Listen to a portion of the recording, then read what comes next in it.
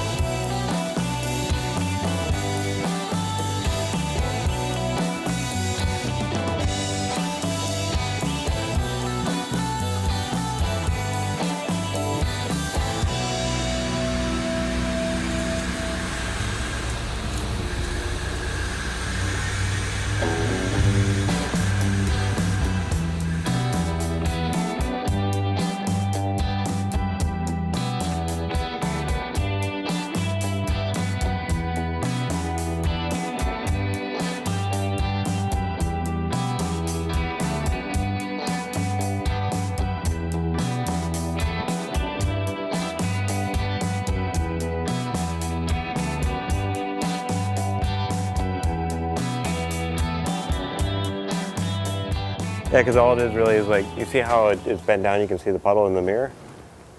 Yeah, I see. Yeah, that's basically it. You just look in the mirror for the top section, you weld up to maybe about there, and then when you hold perpendicular, and then you kind of start walking forward a bit. So like get to, I'll show you, get to about there and walk forward a bit, so you can see it. Now you see how you can see in the mirror? Yeah, and then you get to a point where you can see it without the mirror, and then you just weld it downhill there. When I put the inspection mirror on for the hot pass all the way through to the cap pass, what I do is I tape the inspection mirror on and I kind of bend the inspection mirror so that I can now see my weld puddle at the angle that I bend the head of the mirror to. And I'll reach across because I'm holding the TIG torch in my right hand, so I'll start on my right hand side and then I'll go over to the left hand side. But the right hand side is where I'll be using the inspection mirror just because of the way that I have it taped on, and it just focuses, the mirror just kind of focuses on the right hand side. If I wanted to do this left handed, I could just tape the inspection mirror the other way. But what I'll do is I will have the inspection mirror, I'll reach my hands up and over, and I'll try and do 2 o'clock on the opposing side, on my left hand side.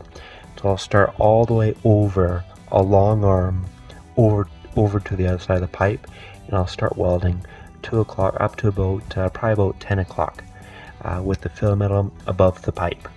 And then as you can see here, I have the fill metal underneath the pipe, but I also have the mirror kind of folded away. So essentially I only actually need the mirror for about from 2 o'clock to probably about 11 o'clock, 11, 10 o'clock around there, just the top portion of the pipe. So once I get to about 10 o'clock down to 6 o'clock, and then 2 o'clock down to 6 o'clock on both sides, that's when I do not need the inspection mirror because I can now visually see the weld puddle without the aid of a mirror. So that's kind of what I do here, is I will always use both left hand and right hand, and I believe this is showing the top portion of the pipe there in this shot here.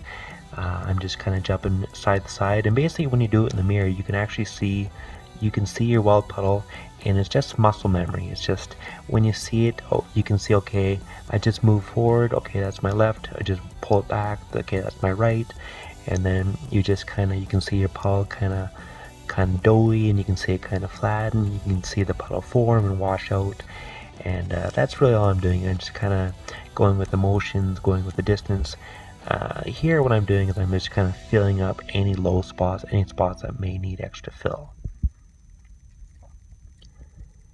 Now this is sped up, this is just showing another pass, going over, and this is actually just, I believe this is the cap pass.